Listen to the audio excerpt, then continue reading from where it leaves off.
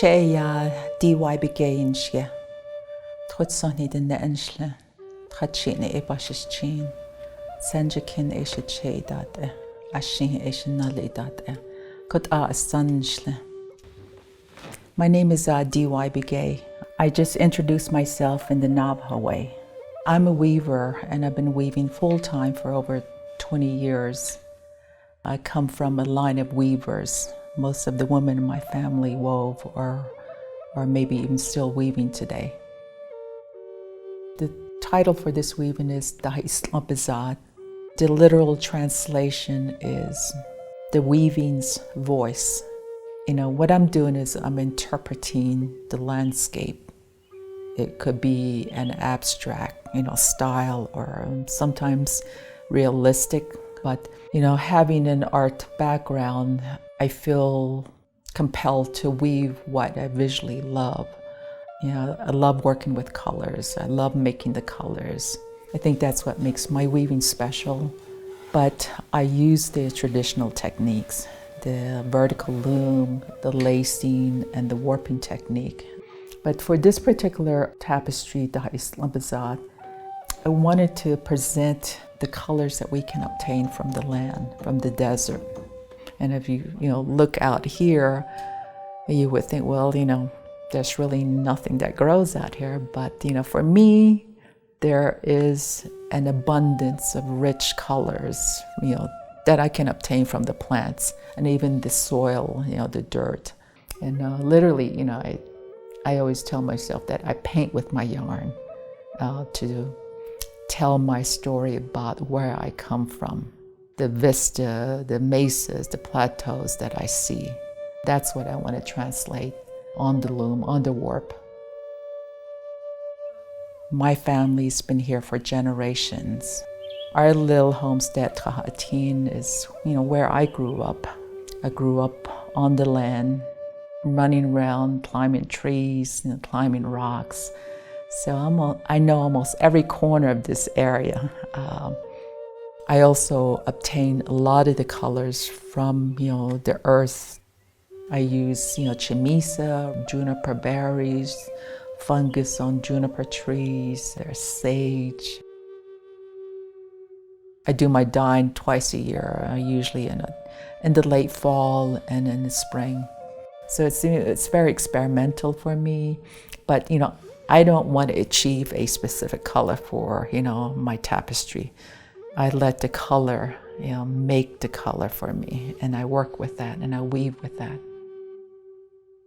The whole process is actually it's very labor intensive. My sister has some sheep, and raising the sheep, they have to be taken out in the pasture every day. So you have to look after them basically 365 days out of the year, through the droughts, through the harsh winters.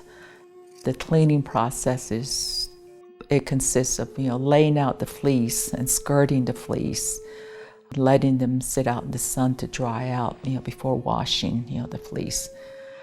And then after the washing comes the carding process, which is just brushing out the fleece and preparing it for spinning. And at that point you can also do a blending of colored wool and white wool to get shades of grays or shades of beige colors. And then I like to dye before it's spun. Yeah, this is the lap spindle, the type of spindle that we use. It's got a long disc and a whirl at the bottom.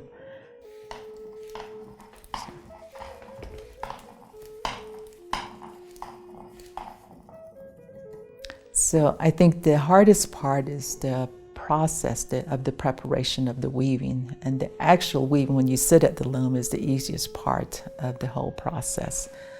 For me, it's a family project because two of my sisters weave, and I have a couple nieces that have gotten their hands into weaving. The warping process is also a very tedious and careful part of the whole process. With the warping is the foundation of the weaving. That's done on a separate frame, and then that part of it is called dressing the loom, where you apply the heddles, counting the warps and doing the shed stick, because that controls your opening, that makes the weave. Each pair of warp is attached to a top bar and a bottom bar. Top bar relates to the sky, and the bottom bar relates to the earth. We use those names only in Navajo, and usually when you're teaching somebody else that's a Navajo weaver.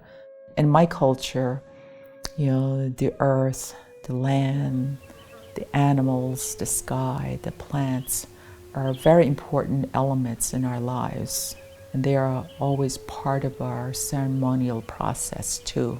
When I go to collect plants, we make special offering to the plant that we're going to take. I was taught by my father that the deities will hear you. They are waiting for your voice to ask permission to use a particular plant. And in my practice of weaving, we also teach that while you're weaving, you should always have good thoughts. We were taught that you shouldn't swear in front of your weaving, in front of your loom, and I believe that it makes my weaving flow easier. And I always teach my nieces that put your thoughts here. Don't bring any bad thoughts into the weaving.